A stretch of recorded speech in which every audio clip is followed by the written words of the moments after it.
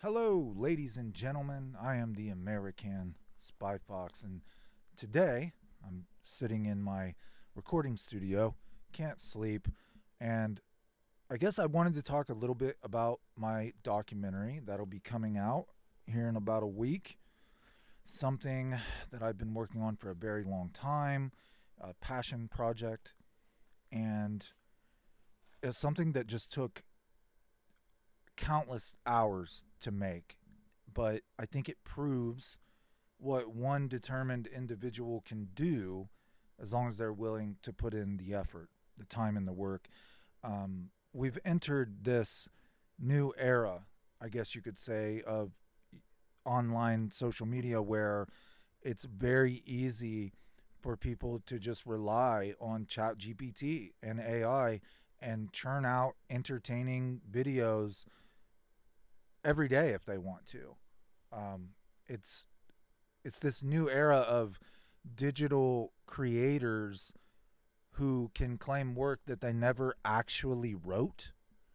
You know, it's like, oh, look at what I did. Oh, that's fucking amazing. Yeah, but you didn't write it. You didn't actually research it.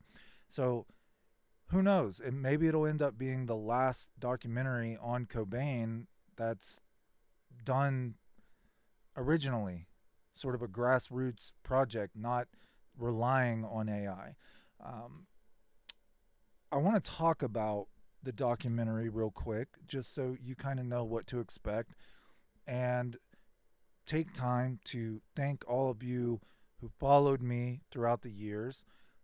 Everything that was ever sent to me, every letter, every card, every gift, a record, a doll, a newspaper, whatever, is in my recording studio.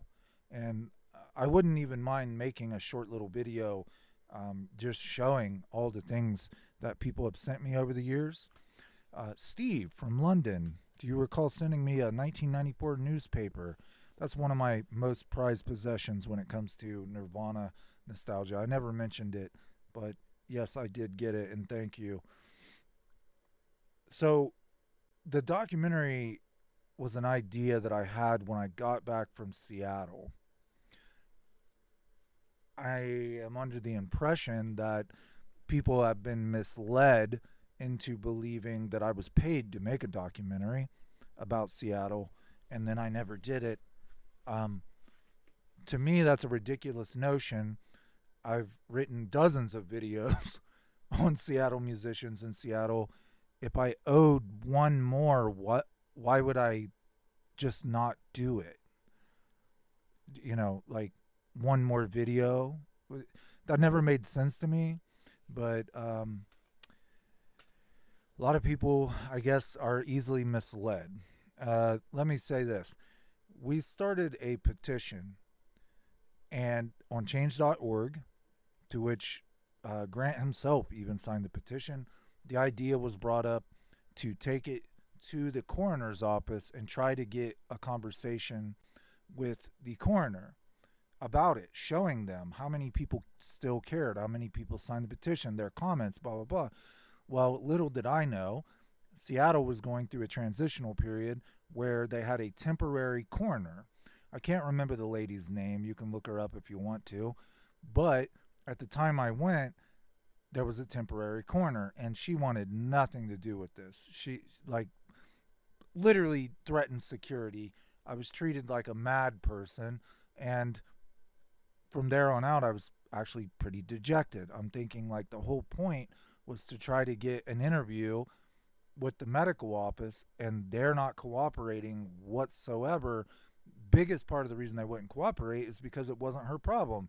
She was just a temporary fill in until they hired a permanent chief medical examiner. And of course, all this plays out in the documentary. I left that place feeling very dejected and not really knowing what to do. I had received about $2,000 to do this, to go and take this petition, and with that whole community watching. And so you can imagine how dejected I was when I realized that they weren't going to cooperate. So I did I think what anybody else would do. I tried to go around Seattle and Aberdeen and just collect whatever I could collect and talk to whoever I could talk to. In the past, I had been very lucky with getting interviews with, Max Wallace and Wecht and Courtney's dad. And so I had done a lot of my own original interviews. And I started to think I could make a documentary. I go to the Lake Washington house. You'll see a scene in the documentary there. And I tell a story about Courtney being filmed on MTV, giving away Kurt's stuff underneath this big tree. And from there, I sort of set up shop at the Marco Polo in the room that Kurt liked to frequent, room 226. That was thanks to Scott on Tape. He had made a video where he showed the room, so I knew exactly where to go and did a little scene there. And then we go to Aberdeen. The whole way, I'm documenting this trip, right? There's a neat place I found, the gateway to Puget Sound, that had some history there that I was able to connect with Kurt and things he had talked about in interviews. Of course, all the usual haunts, Young Street Bridge, his mother's house. We found Dale Crover's mom's house where the Melvins practice, and Kurt would have met Chris. We found Maria's hair salon, or the spot that it was where Chad Channing would practice with Kristen Kurt, and there's footage from that era in the documentary and what it looks like now. And one of the last places I went to that I could think of was the hospital that Kurt Cobain was born in, and that's in the preview of the documentary that I've already placed on my channel. If you haven't watched it, go ahead and watch it. Coincidentally, whether it was, meant to be, whatever you want to call it, I quite literally bumped into the cousin of Don Cobain, Kurt's father, and I talked to her. That's also a part of our conversation is in the preview that I've already placed on the channel. And through her, of course, I was able to talk to other Cobains. I ended up meeting Gary Cobain, and of course, as I'm sure most of you know, during that conversation, he would reveal the autopsy. Once I come home and I'm all jet lagged and half asleep and I start talking about this autopsy, that's like when the Cobain community just absolutely lost its mind. I mean, with the clarity of hindsight, it seems like that's the point in time where suddenly all these other groups popped up. For a long time, I felt very alone, like I was the only person really trying to shed some light on that case. And it really did feel like overnight, like all these other groups and channels popped up out of nowhere.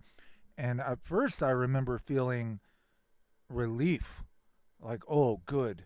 There's other people who are going to share the workload, and I thought of us as like a team, but that wasn't what any of these people had in mind. They wanted to insult and degrade people and argue, and cause it caused this huge division. I feel like it caused this huge division in the Cobain community. It was like where once it had been very cohesive, and sure, people argued and stuff, but it was respectful. Nobody was posting pictures of people with their underage children to insult them. It was done more respectfully, I thought. But after I came back from Seattle, it's like shit hit the fan, and nobody had any moral boundaries anymore. I ended up figuring out months later that even Gary Cobain had lied to me. And there's a group of people who know. They knew. They've apologized to me. They knew all along that Gary was lying to me. And I recall even saying to Gary, please, man, I'm staking my entire reputation on what you're telling me. If you're lying to me, just tell me. And he still wouldn't come off the truth. So all of this is in the documentary. Everything I'm talking about is in the documentary. Now, don't worry, it is not a 2-hour long bitch-a-thon. Okay, this is not it's a real documentary about Kurt and his life and his band and his struggles and his family. It's not a 2 hour long documentary about how I was lied to. Okay. Um, but the story did play out in real time, and there are real characters who inserted themselves into the story. As with all my videos, everything in that documentary can be backed up. There will be links. I've already done the homework for you. You don't have to go searching.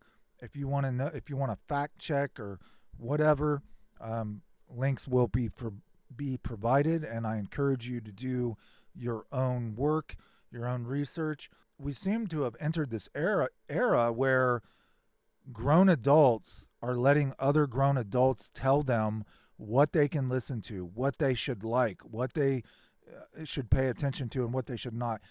Let me tell you this: if if you're a grown adult and somebody else is trying to tell you, don't listen to that guy, don't listen to her, the first thing you should do is go listen to them, because there's a reason why they're telling you not to listen to somebody else. Now, I tried to, I've been working on this thing a long time, and I really tried hard to just ignore all the unnecessary stuff that wasn't even about Cobain. It was about people wanting notoriety and exploiting his name for money. Even got accused of it myself, which I found very interesting, that I took almost a year long break from talking about Cobain, and other people were accepting money in his name, but at the same time saying that I was guilty of exploiting his name for money. That baffled me. It was kind of like, I'm not even writing videos about this dude anymore. I haven't said a word about anything. And stop paying attention altogether, because it just got so toxic and so poisonous. And it was just amazing to me that people were able to pull that off. Not only exploit the name for money, but blame somebody who wasn't doing it and letting them take all the crap for it. It was like, wow, this person is really good at manipulation. And it's easy to entertain people when you're relying on chat GPT and AI to churn out constant videos. Even YouTube now incentivizes quantity over quality. That all they want to do is make money, and if people will watch AI videos the same as they'll watch a well researched written video by an independent content creator, they're going to push that more because they're coming out more often. So I think we've also reached an at the end of an era of your independent content creator. Um, People are starting to realize, I can make more of a name for myself. I can get more subscribers. I can make more ad revenue if I just let AI do the work for me. Call me crazy, but this may be the last Cobain documentary made where someone actually did it themselves and did not rely on AI to do work for them. What I'm hoping for at the least is true fans of Cobain will, whether you believe a theory that I don't believe, or the truth is, at the end of the day, none of us know 100%. So I think it's okay to have different theories, because none of us can really prove 100% exactly what happened. Like, something had to happen, right?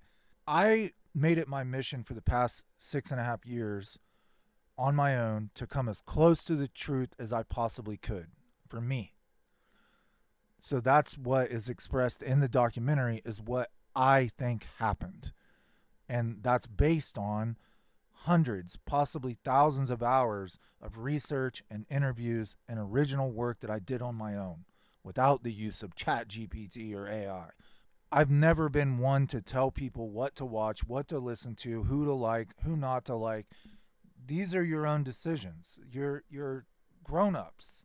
Nobody should be telling you anything. You should be making your own decisions. I don't like echo chambers. I don't like it when people do that. Even within my own little community, I've always encouraged people to share other people's work. You know, I don't ban anybody. Nothing, none of that bullshit. That to me is ridiculous. And there's enough echo chambers on the internet that we don't need to be creating more of them. My point is, I hope that at the least, even if you don't agree with the conclusion I came to in my documentary that sums up 6 years of work, that you at least appreciate how much work and effort I put into it. Because there is not a second of this documentary that has not been in some way enhanced through music or sound effects or filters or whatever, just to make it look nice. Just to make it more watchable, more entertaining. Again, anybody who's followed me closely knows that I always link sources, so you can always fact check. And all these scenes will play out. There's plenty of nostalgia in it for Kurt Cobain fans to love. I just hope that it hasn't been so long since I've written about Cobain that people are no longer paying attention. That would suck, especially knowing that YouTube now, they're more likely to suggest a channel that's pumping out a lot of content as opposed to quality content. The era of independent content creators working their asses off to entertain you and inform you is probably over. People have just realized there's way more notoriety and money in just letting AI do the work for you. Hopefully, there'll still be some of us left. I've made it a decision that I will never use AI. I even ran a poll on my community tab, and 97% of people said no AI. So that's not going to be something that I'll be doing in the future. I will continue to write videos about Kurt Cobain's life, about his band, but the documentary is going to sum up what I believe happened, my journey, this quest for truth, and it will be a definitive ending to the Nirvana series. Again, there's plenty of other Seattle musicians I'd like to write about, including Chris Cornell. I feel that I've neglected Chris Cornell's story. There's a lot more to be said about that. Yeah, I don't know. I guess if you like the Nirvana series, I think you'll like the documentary. And I just want to encourage people to do their own research. Don't allow other people to put you in an echo chamber and tell you that you can't listen to another side of the story. You should be listening to another side of the story, especially if you ever claim to be punk rock. You shouldn't be allowing other people to dictate what you listen to and what you don't. I think there's going to be some big changes that maybe people haven't seen coming in the near future. I definitely believe there's going to be some attention in the press when it comes to the Cobain conspiracy community. I think there'll be some revelations coming in the near future. And having said that, I just want to thank you guys who did follow me, who supported everything I did in that quest for truth. Unfortunately, in the end, I found out Gary Cobain was lying to me. There are people who know that. There are people who have apologized to me because they knew Gary was lying to me. And quite frankly, he made me look like a jackass. But it'll all come out in the documentary. And there'll be no, all bases are covered. All stones are overturned. There'll be no questions left. You'll just be like, okay, I get it. This is what happened. This is how the dude feels about it. We're moving on. See you in the next one. Bye-bye.